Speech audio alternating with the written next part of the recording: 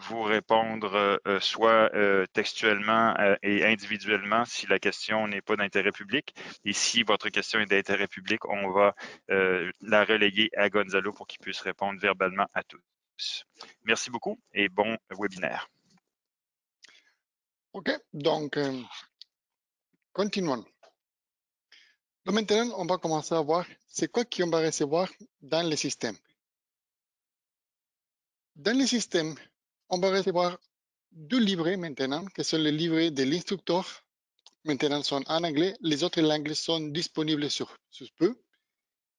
Dans le manuel de l'instructeur, on va voir les mêmes informations qu'on a dans le manuel pour les étudiants et toutes les réponses. Aussi, on va recevoir les 4 cabarets qu'on voit à droite. Donc, on a deux cabarets avec les parts qu'on va utiliser pour faire les mesures et aussi les cabarets avec tous les instruments de mesure de base et les instruments de mesure plus avancés pour faire les exercices. Donc, les instruments de mesure qu'on fournit,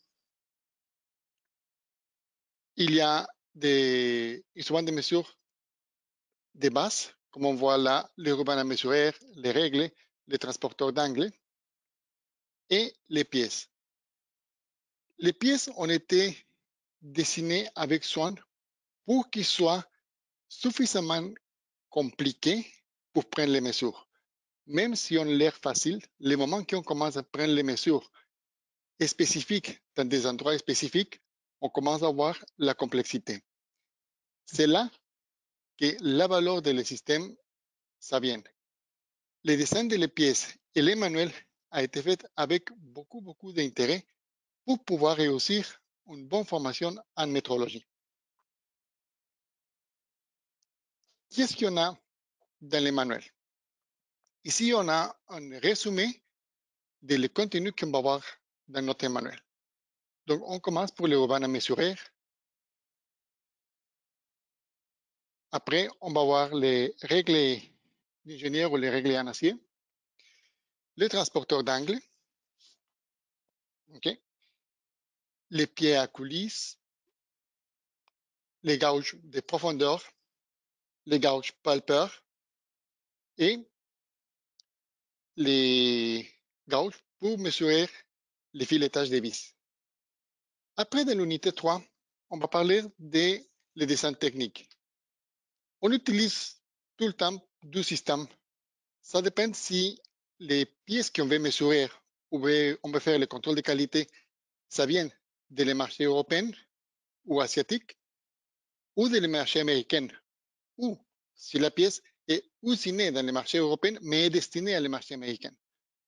Donc, dans nos systèmes de mesure, on va utiliser les deux systèmes, le système anglais et le système international.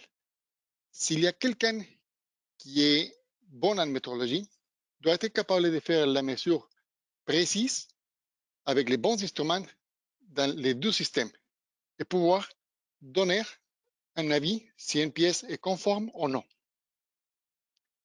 Si on ouvre qu'est-ce que c'est à l'intérieur de chacun des exercices, on va voir qu'au début, on a toute la théorie qui a été développée avec Swan. J'avais pris l'exercice imposant que c'est le ruban à mesurer. Et pourquoi j'avais pris le ruban à mesurer? Si c'est quelque chose de base, tout le monde avait eu une ruban à mesurer, au moins on l'avait vu. Et ça semblait un appareil simple. Oui, c'est simple, mais si on veut utiliser comme il faut passer plein d'étapes pour pouvoir l'utiliser d'une façon adéquate.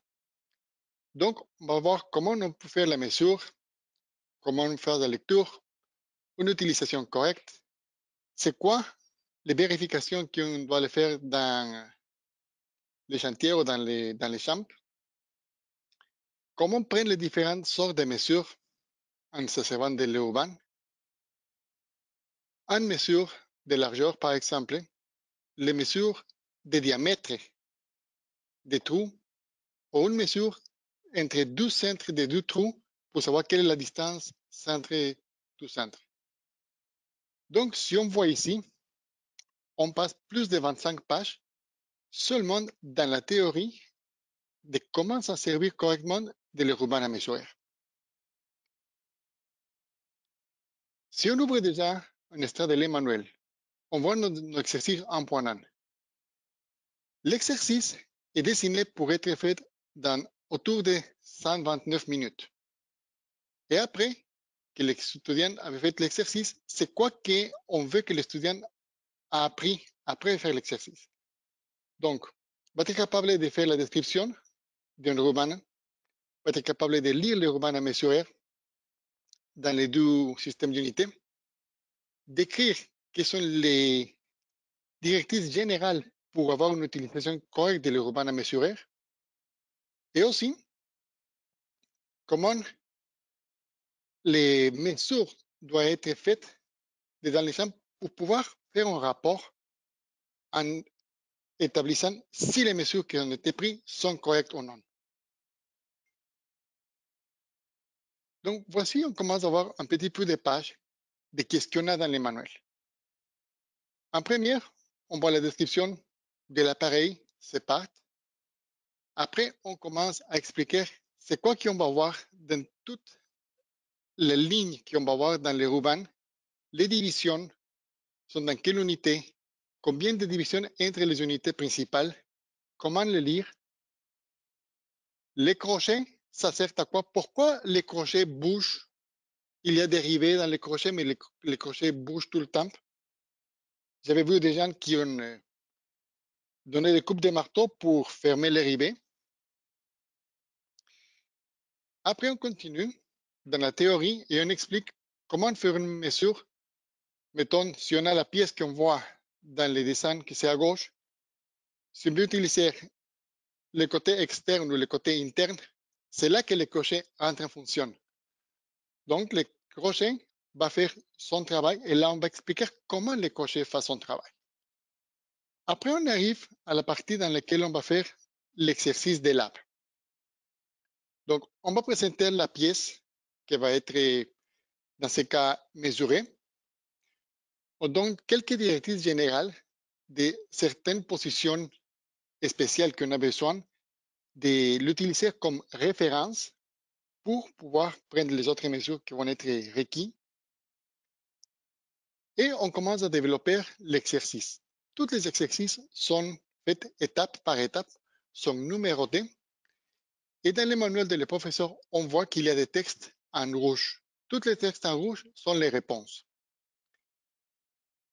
Comment on va nous assurer que les exercices, on peut les faire à plusieurs reprises et que les réponses vont être les mêmes? Sinon, c'est une casse-tête pour les professeurs pouvoir corriger tous les travaux des étudiants. Toutes les pièces qu'on fournit avec les systèmes sont fabriquées par nous. Même si on va voir qu'il y a des pièces qui se ressemblent beaucoup à une vraie pièce qu'on pourrait acheter dans les marchés, ce sont des pièces usinées par nous pour savoir que les pièces sont, entre guillemets, mal faites dans certains endroits pour forcer à l'étudiant de trouver, dans cet endroit, les mesures n'est pas conforme. Ou oui, est conforme, c'est dans les tolérances ou c'est pas dans les tolérances. Après que l'étudiant avait pris beaucoup de mesures de la pièce en question, on arrive à la question de révision. Dans la question de révision, on va seulement vérifier que l'étudiant était capable de lire qu'est-ce que c'est dans les rubans. Et on voit qu'on avait pris des photos de les rubans avec une petite ligne pour lui dire à l'étudiant, OK, c'est quoi qu'on lise si le ruban arrive à 7 points dans la pièce que tu es en train de mesurer. Donc maintenant, je vais changer de vue à mon caméra et je vais vous présenter qu'est-ce qu'on a dans le système. Voilà. Donc, ici, on a les cabarets. Les cabarets ont une dimension qui on peut les utiliser avec nos systèmes Systainer. Donc, ça va être facile à ramasser dans un Systainer et avoir l'ordre de tous les cabarets pour avoir le système sous ordre. Dans nos systèmes, on voit qu'on a des règles, des compas, des transporteurs d'angle, les rubans. Et si on enlève chacune des pièces de son emplacement, on voit un petit QR code. Si on prend la photo du QR code, on va avoir des informations techniques supplémentaires sur chacune des pièces qui conforment les appareils de mesure qui ont fourni dans le système.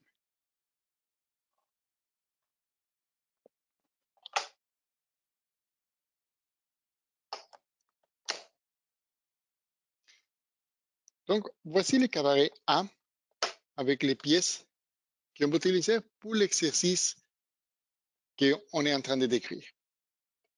Donc, ici, c'est la pièce que c'est très pareil à une bracket pour monter une TV sur un mur. Comme j'avais mentionné, la pièce est fabriquée par nous. On a marqué, mettons ici, le côté A.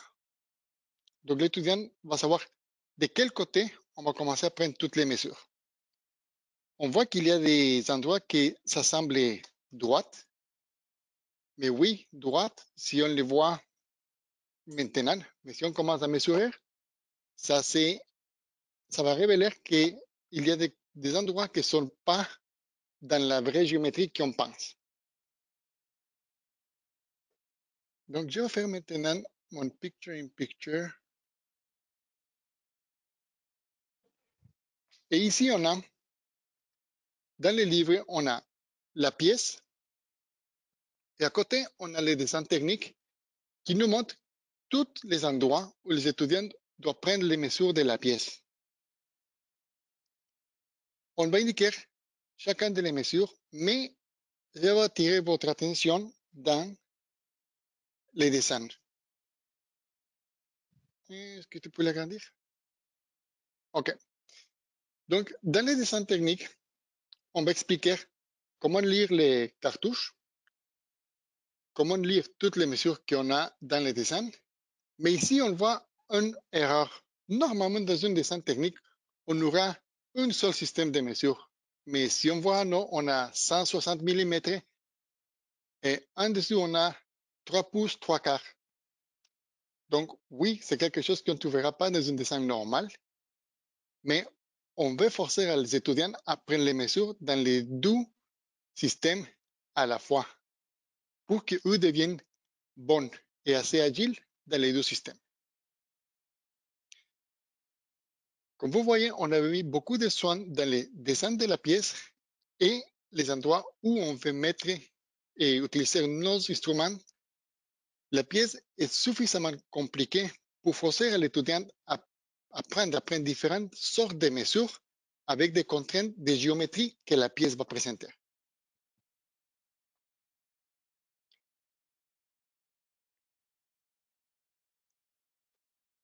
Si on continue l'exercice suivant, on revient et on présente les raccords hydrauliques. Ce raccord hydraulique est inspiré dans un raccord hydraulique réel qu'on a dans une de notre valves, mais c'est aussi usiné par nous. Si on voit lui et on voit les raccords réels, sont pareils, on pourrait l'installer, ça devrait fonctionner, mais lui a quelques mesures qui sont pas bonnes pour challenger l'étudiant à s'en servir de les instruments. Même si c'est un élément assez petit et on peut voir dans les dessins, il y a beaucoup de diamètres extérieur, intérieur. Ici, on a un gap. Donc, trouver les bonnes mesures pour reproduire cette pièce, c'est une tâche un peu complexe. Ça, c'est un des bouts de la métrologie. Pouvoir reproduire une pièce dans laquelle on a la pièce physique, mais on n'a pas les dessins, avoir toutes les mesures pour pouvoir programmer une machine, mettons une CNC, et que la nouvelle pièce soit conforme à la pièce d'origine et que soit utile pour faire un remplacement. Donc, on a la pièce, les dessins techniques, toutes les mesures qu'on devait prendre, et après, on va voir si la pièce respecte ou non qu'est-ce que c'est dans les dessins. Là, l'étudiant va s'en servir de le compas pour diamètre extérieur, pour faire des mesures directes, des mesures indirectes. Et on va commencer à l'expliquer différentes méthodes de mesure selon la géométrie et la complexité de la pièce. Donc, on voit que toutes les mesures qui sont requises sont dans les photos qu'on voit qui sont parties de l'Emmanuel. Aussi, quand il y a une complexité dans la mesure qui doit être prise, on avait fourni des vidéos pour expliquer comment la mesure doit être prise pour que la mesure soit correcte.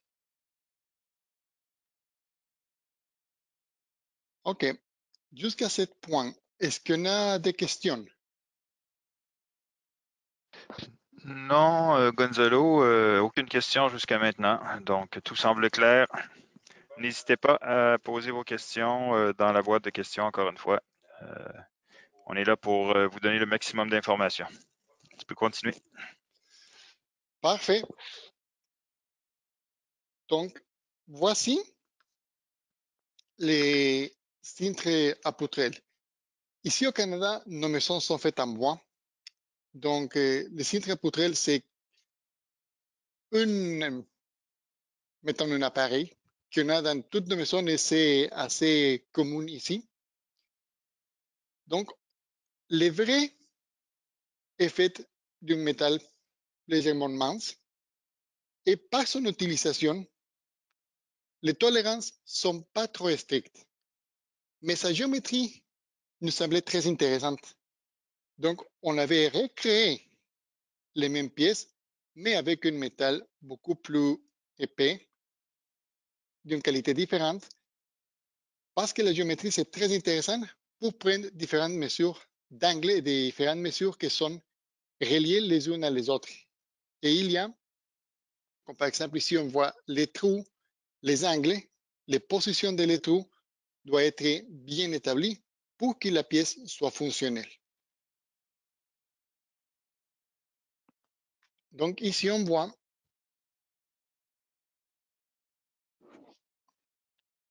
la pièce en mention et usinée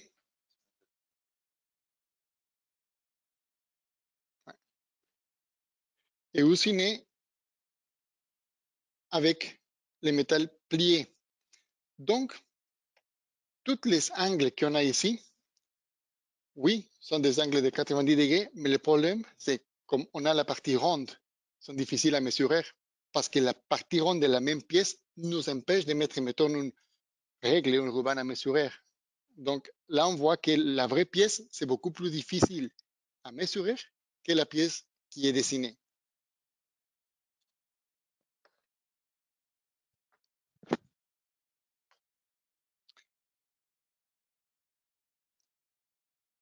Donc on voit dans les manuels, on explique comment faire les différentes mesures. Maintenant, on va s'en servir des règles d'ingénieur ou les règles en métal, les transporteurs d'angle,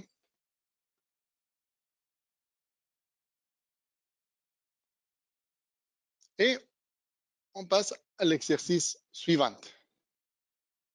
Donc, dans nos systèmes de mécatronique, les fameux MPS, on a des brackets pour les sensors. Donc, cette pièce est très utilisée dans nos systèmes MPS et on avait vu que ça présente aussi une certaine complexité. Dans les dessins, on va montrer aux étudiants comment lire un dessin technique qui est fait de la façon ISO, ça serait plus de la façon européenne, et de la façon américaine. Les vues, droite, gauche, frontale, en haut et en bas, dans les deux systèmes sont exactement opposés. Donc l'étudiant, s'il doit apprendre à lire les plans comme il faut, est capable de recréer la pièce de façon tridimensionnelle dans sa tête, en cas où que la pièce n'est pas existante. Donc dans ce cas, on a la pièce et on a les différentes vues et l'étudiant doit prendre exactement les mêmes mesures dans chacun des vues. Mais dans le kit de pièces qu'on fournit, on voit qu'on a 3 fois la même pièce. chacun est marqué, comme par exemple ici on voit D1, D2, D3. Les pièces s'assemblent les mêmes, mais leurs dimensions sont légèrement différentes dans chacune des pièces. Donc, on va faire une sorte de contrôle de qualité pour voir quelle des trois pièces est bon ou si les trois sont conformes, mais ont des inconformités et l'inconformité, c'est dans quel endroit. Un but de la métrologie, c'est aussi faire les contrôles de qualité par échantillonnage. Donc, c'est pour ça que maintenant, on fournit trois pièces. Donc, on commence à introduire petit à petit de nouveaux concepts et de nouvelles applications de la métrologie.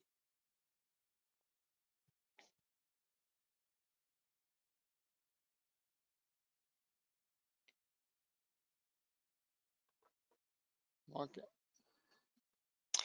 Je dois répartir mon PowerPoint.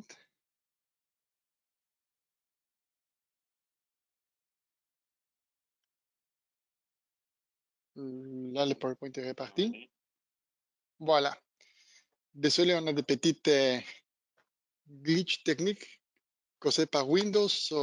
Donc, il va falloir appeler Bill Gates pour qu'il nous aide à régler ça. Donc, jusqu'à ce point, on avait utilisé tous les systèmes de mesure de base. Donc, maintenant, on vient à la deuxième partie de notre présentation.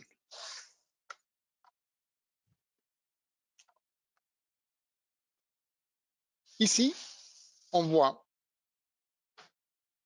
qu'on a les autres deux cabarets avec les instruments de mesure et les pièces qui viennent avec. Donc, dans les contenus des livres qui viennent avec ce cabaret, on va voir qu'on a les calipers, les pieds à coulisses manuels, mettons, les pieds à coulisses digitales, les micromètres d'extérieur, les micromètres d'extérieur conventionnels, un exercice qui s'appelle l'exercice des trois fils, les méthodes des trois fils. Ça, c'est pour mesurer, mettons, des vis qui ont été usinées et qui ne sont pas des vis standards, comme par exemple des vis qui sont parties d'un système d'engrenage. Donc, là, on peut utiliser les méthodes de les three-wire method. Et après, de l'unité 3, on va voir c'est quoi les tolérances standards, les mesures d'intérieur avec les micromètres, comment on peut faire le transfert d'une mesure d'intérieur vers une mesure indirecte, quelles sont les limites et les ajustements des pièces les unes vers les autres. Et dans la partie finale de le livre, on va faire un gros projet de mesure. Si on ouvre un exercice, mettons, dans ce cas, on va prendre les pieds à coulisses digitales. Donc, on va faire l'explication de c'est quoi les pieds à coulisses digitales, comment on va faire la lecture de toutes ces mesures. On va apprendre à mesurer avec l'appareil. Quelles sont les habilités que l'utilisateur doit développer pour pouvoir faire une mesure correcte, même si c'est digital. La façon comme la mesure doit être prise doit être correcte. Un peu me rappelle quand j'ai donné mes premiers cours de maths et mes étudiants m'ont dit, mais je vais utiliser la calculatrice pour faire mes exercices. Oui, mais tu avais mal utilisé la calculatrice. Donc, ça ressemble un peu à ça. On va faire une familiarisation avec la mesure incrémentale des pieds à coulisses, comment faire des mesures linéaires, les mesures de diamètre interne, de distance de centre à centre, et quelles sont les étapes pour pouvoir mesurer une profondeur avec une pied à coulisses digitale. Même que dans la première partie de cette présentation, on a dans l'exercice quels vont être les outcomes, c'est quoi qu'on veut que l'étudiant a appris après avoir fait l'exercice, quelle est la durée de l'exercice. Et ici, on voit un extrait de les livres. Donc, même qu'avant, on commence avec une structure pareille. On va développer la théorie. On va expliquer quelles sont les parties de l'instrument de mesure. Et après, on va commencer à expliquer quelle est la pièce qu'on va s'en servir pour commencer à apprendre à s'en servir de l'appareil. Mais dans la pièce maintenant, on voit qu'il y a un petit logo à côté de la pièce dans la partie droite de votre écran qui se dit AR Festo. Donc, c'est Augmented Reality Festo. Si on installe l'application de Augmented Reality Festo dans notre téléphone cellulaire ou dans notre tablette, on peut ouvrir l'application. On va aller à la partie qui dit météorologie. On clique sur météorologie. Et là, on peut approcher les caméras de notre appareil mobile à la page de les livres. Ça peut être la page imprimée ou la page en façon digitale comme maintenant. Et on va voir qu'on a le conveyor cover, que c'est la pièce que maintenant on étude. Et voici une photo que c'est une capture d'écran de mon téléphone cellulaire.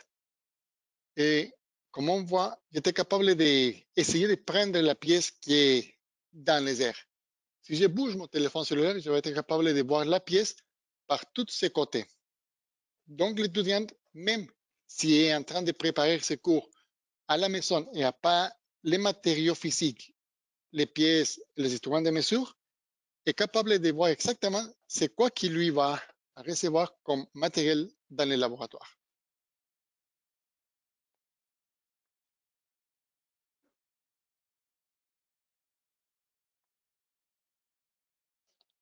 OK. Donc, voici les matériels qu'on va recevoir dans le kit. On a le micromètre manuel, le micromètre digital, les pieds à coulisses avec les verniers, les pieds à coulisses digital. On a des gabarits pour la mesure intérieure, donc pour les bloqueurs. On va rentrer ça dans un trou, comme ça. On l'ouvre et on peut passer la mesure à un des micromètres. On a un étalon ici pour pouvoir recalibrer nos micromètres. C'est clair que pour les niveaux de précision et les sortes de travaux qu'on va faire dans un laboratoire, recalibrer nos instruments avec les étalons, c'est suffisant. Mais si on doit faire un rapport sur des produits réels, on devrait faire recalibrer nos instruments et qu'ils soient vérifiés pour une entreprise externe qui peut faire la vérification que nos instruments sont calibrés et les mesures qu'ils donnent sont correctes. Mais pour les labs, avec les petits étalons, on est correct pour calibrer. Si on ouvre ici, on va voir qu'on a un set de filages de différents diamètres. Ça sont des thread measuring wires. C'est la fameuse méthode à 3 filages. Si on va ici dans la carte, c'est comme ça qu'on va les utiliser. On va mettre les 3 filages dans chacun des filets et on va prendre différentes mesures. Et avec ça, on va être capable de trouver quelle est la géométrie des vis qu'on est en train de mesurer.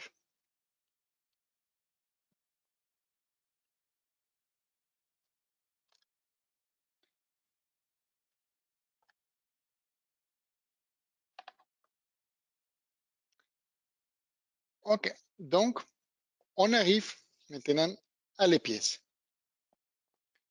Voici la même pièce qu'on la voyait dans la photo de la réalité augmentée. Donc, on voit que c'est à peu près de la même taille qu'on le voyait dans la réalité augmentée. Donc, ça nous donne beaucoup d'informations pour les étudiants. on a aussi des autres étalons pour pouvoir vérifier nos instruments et les étalons en anneau pour pouvoir mesurer les diamètres internes avec cette sorte d'instrument qu'on va rentrer dans les trous, ouvrir et pouvoir mesurer de façon très précise les diamètres internes. Mais tout ça, ça prend des techniques pour pouvoir avoir une mesure qui est correcte.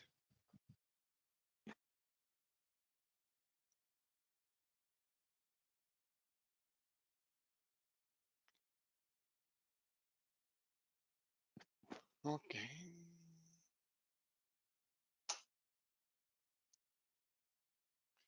Voilà.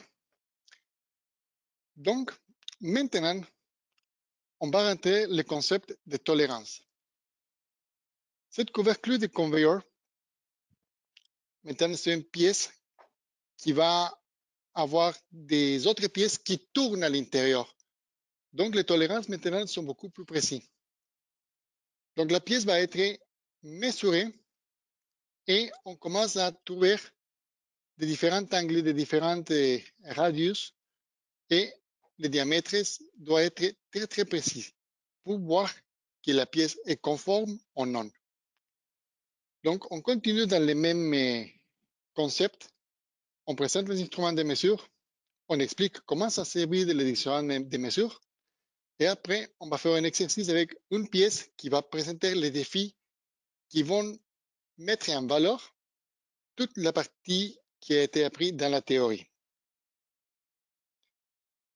Donc ici, on utilise le pierre coulis digital et on commence à expliquer comment faire les différentes mesures. On voit que dans la photo, la personne qui utilise le système utilise des gants. Là, on va expliquer pourquoi on doit utiliser des gants. Et on passe à l'exercice suivant. On a commencé à utiliser ici des éléments qui sont mécaniquement plus compliqués ou qui sont plus, qui doivent être plus précis à cause de son utilisation. Donc ici, on a un axe d'une pompe, on a les dessins, on a l'axe et on a la pompe. Ici, la partie qu'on va introduire, c'est toutes les cylindres qui sont partis de l'axe de la pompe. Il faut que tout soit exactement dans la même axe. Il peut y avoir une petite différence dans la position de l'axe imaginaire qu'on a dans le centre de l'axe de la pompe. Elle doit être de tolérance car ça va tourner et il y a des différents éléments qui tournent sur la même axe.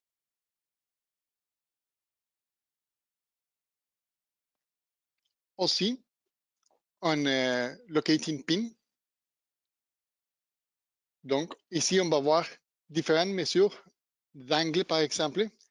On va commencer à voir la circularité et on commence à parler un peu de la finition des systèmes, pardon, des pièces. Si la finition est conforme ou non conforme et si sa géométrie est correcte.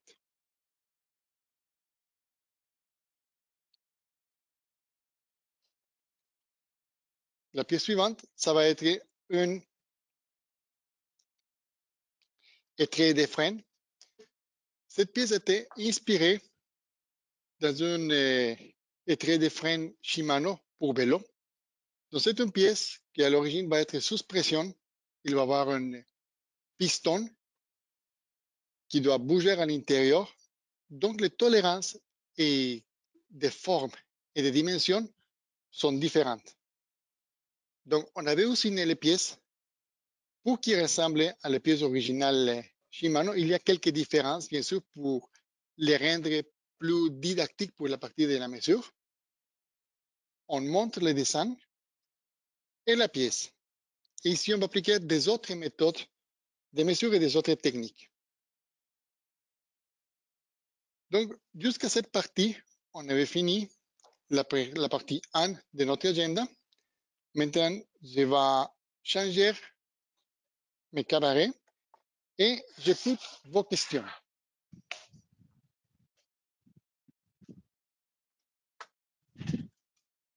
Il y a toujours pas de questions, Gonzalo. Les gens n'ont rien à demander. Donc, tu peux continuer. OK. Parfait.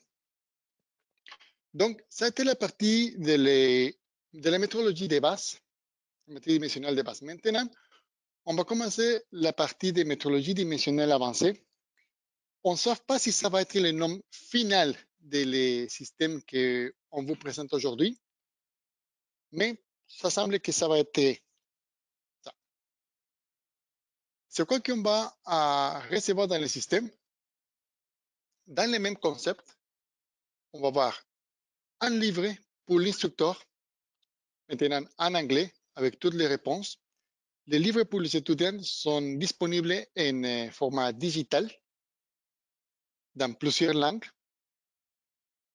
Toutes les parts qui ont été usinées pour faire les exercices et les instruments qu'on a besoin pour faire toutes les mesures dans les parts qui ont fourni.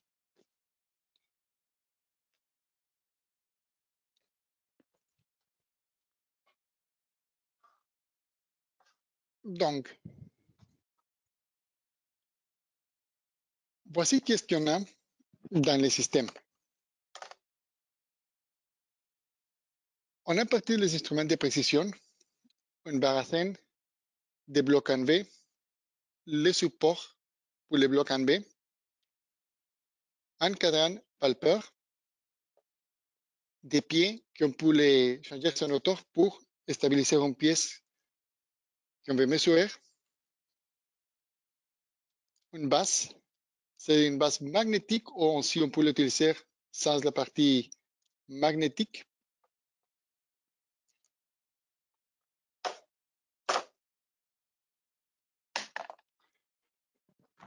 Après, on a les pièces qu'on fournit. Donc, ici, l'usinage des pièces a été fait avec beaucoup de soin. On a un étalon d'un cylindre ici, lequel on va s'en servir pour pouvoir expliquer aux étudiants comment vérifier la cylindricité, la circularité et aussi les cylindres qui sont des supports d'une belt d'un conveyor, mais on a 4. Chacun est marqué avec un code. Et là, on va voir si la géométrie des cylindres est conforme ou non. Maintenant, les différentes caractéristiques de chacun des 4 cylindres, c'est très minimal. Ça va être seulement déterminé avec une mesure précise avec les instruments qu'on a fournis.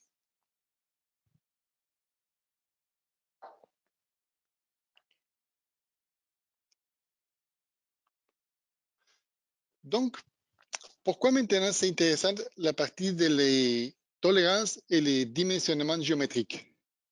Si on voit la pièce qu'on a à gauche, on a toutes ces mesures et mettons qu'on envoie ça à construire.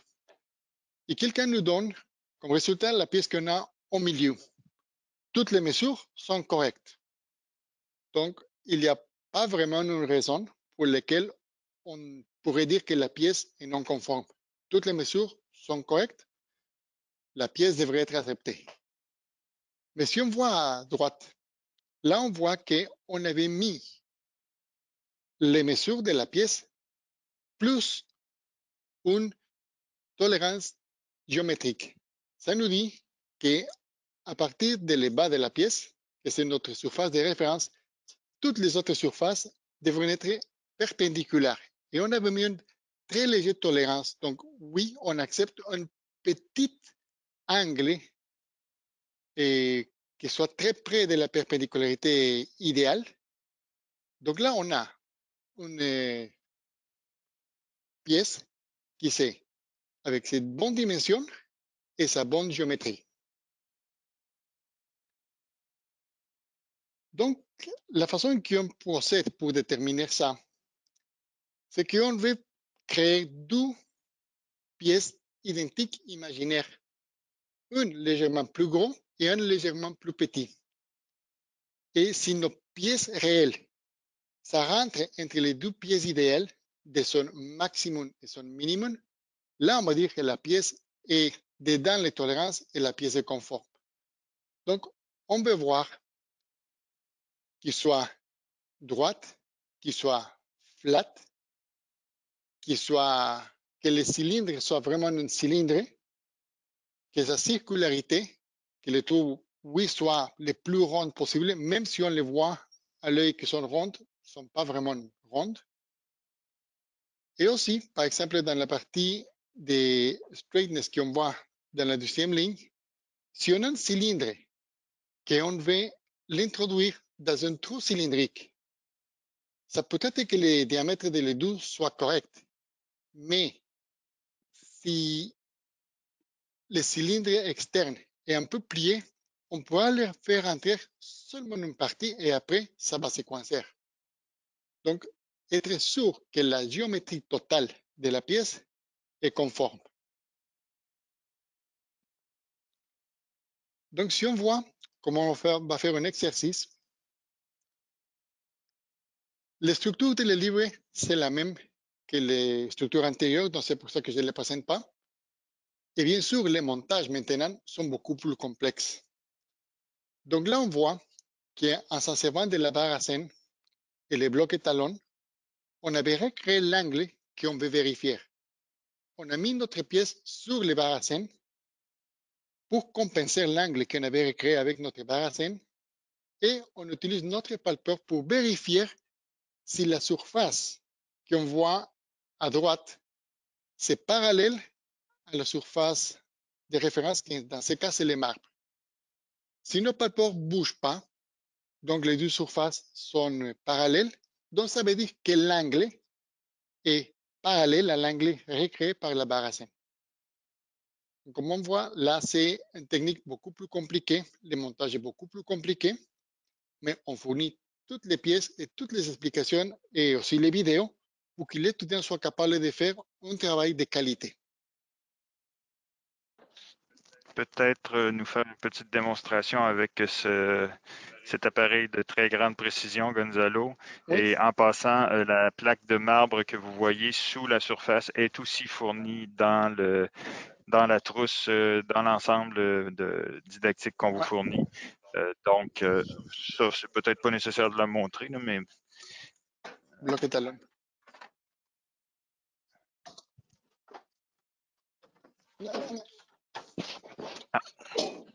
désolé pour Désolé, ce petit délai. un petit délai. Donc, on va faire un petit montage live. On va mettre ça là. Donc, voici la pièce qu'on va recréer l'angle. On a les blocs à étalons qui sont fournis avec le système. Et on a aussi notre barre à scène. Donc, on va, maintenant, je n'ai pas toutes les mesures en tête, donc on va faire un simili. Donc, on a nos blocs étalons. Les blocs étalons ont une surface très bien polie et la surface, si on les tourne 190 degrés, c'est aussi poli. Donc, ça, c'est les deux surfaces de référence. Les autres sont des surfaces lesquelles on peut toucher. Pour assembler les blocs étalons, on doit prendre les deux surfaces brillantes, on les met à 90 degrés, on les tourne comme ça, et ça se colle magiquement. Ce qui arrive, c'est la surface qui est polie est tellement flat que les brilles qu'on voit, c'est les nuages d'électrons de les métals. Donc, comme les deux surfaces sont très polies, se collent. Les électrons essaient de se coller les unes à les autres. C'est pour ça que si je les bouge, bouche collée. Donc, avec la barre à scène, on va imaginer qu'ici, on a la surface de référence, que c'est les marbres. Si je fais ça, je connais quelle est la distance entre les deux cylindres de ma barre à scène. Avec la combinaison correcte de tous mes blocs étalons, je pourrais créer un angle similaire à l'angle de la pièce que je vais mesurer. Je vais coter ma pièce ici. Bien. Dans ce cas, ça serait plus comme ça. Et je vais utiliser mon base avec mon palpeur qui rentre ici.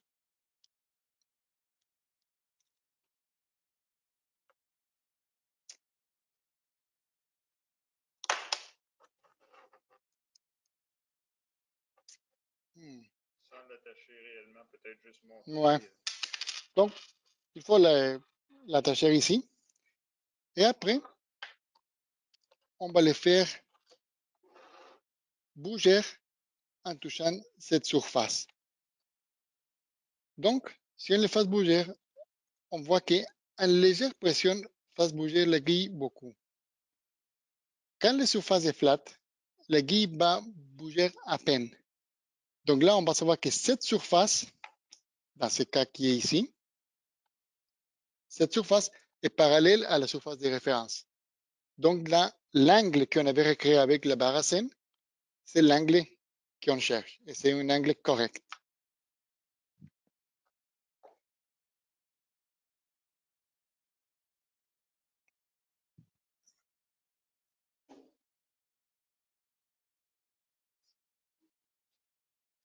Donc ici, on voit qu'on veut vérifier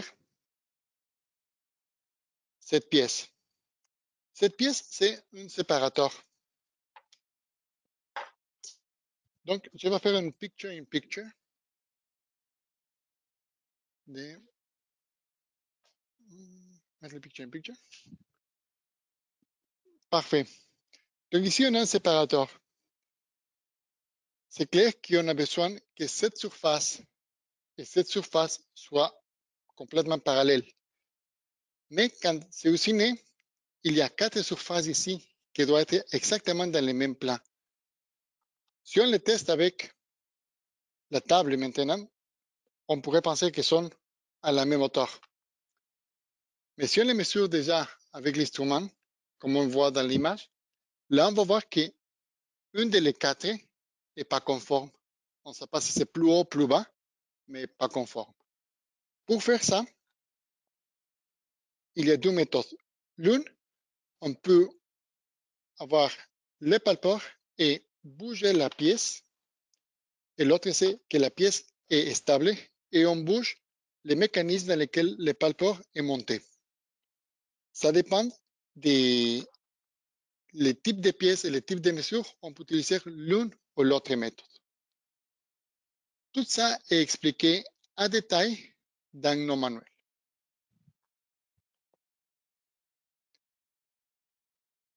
Et voici le dernier montage qu'on voit dans l'écran.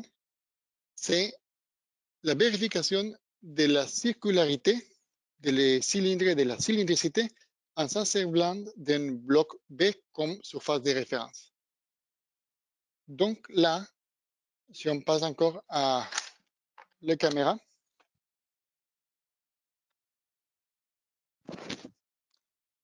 si on passe encore à la caméra, on a notre bloc en B qui est la surface rectifiée. Ça va être notre marbre. On va mettre notre bloc dans les marbres. Et pour calibrer notre instrument, on peut utiliser notre cylindre étalon. On va le faire rouler et on va déplacer notre palpeur pour voir si c'est droite et si c'est cylindrique. Une fois qu'on voit que oui, notre système est calibré, là, on change pour les cylindres qu'on veut vérifier et on va faire la même procédure. Donc là, on va voir si le cylindre est vraiment un cylindre ou non. Et lequel des 4 pièces qu'on a dans les training system est conforme. Donc, voilà, ça a été la présentation de notre système de métrologie. Ça va être disponible à partir de l'automne de cette année, donc dans la prochaine semaine.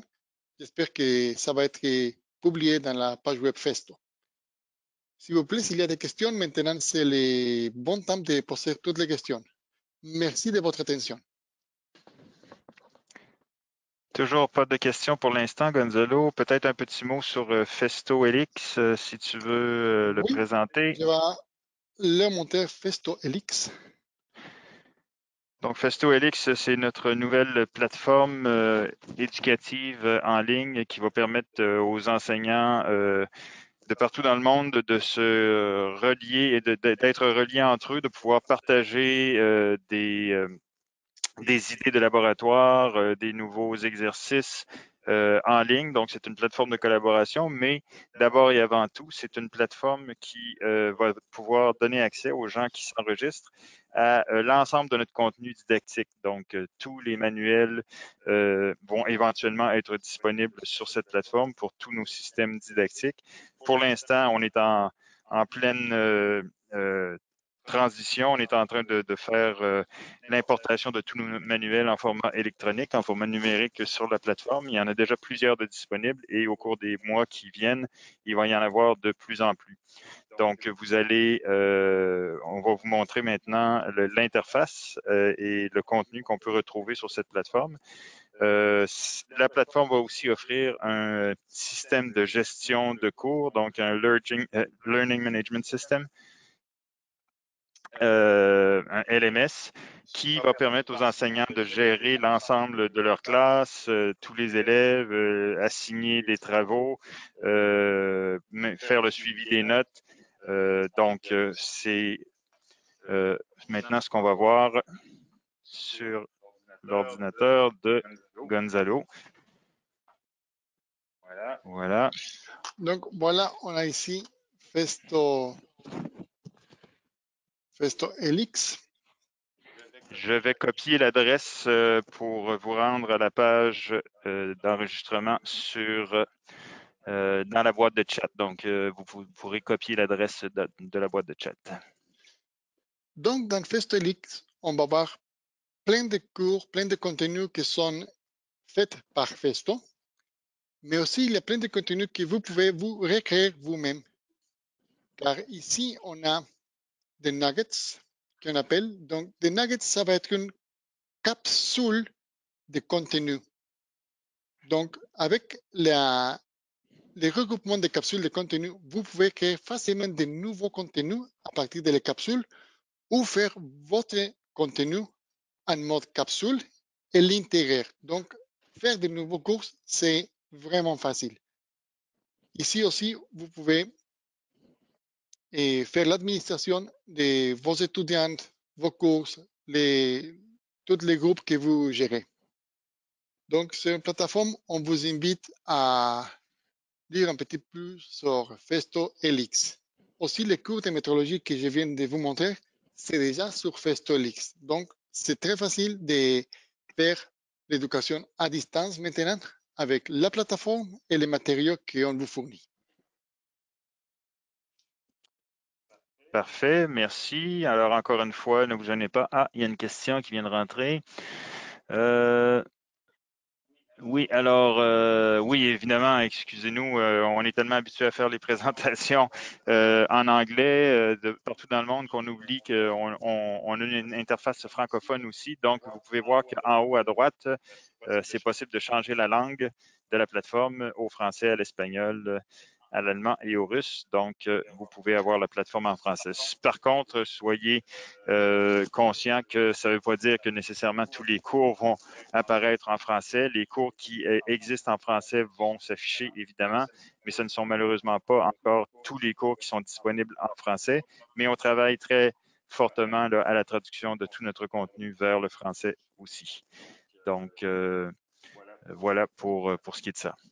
Est-ce que vous avez d'autres questions?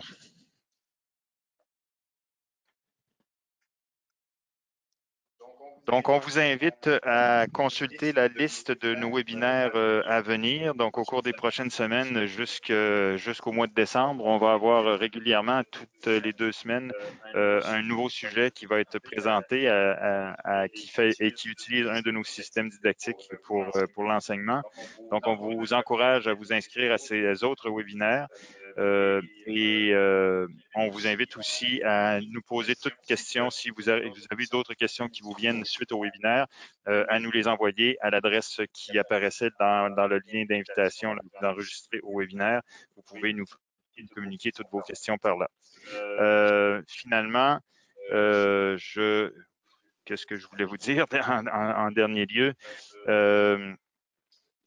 Bon, ça m'a échappé. Ah oui, ce que je voulais vous dire, c'est que vous pouvez... voyons.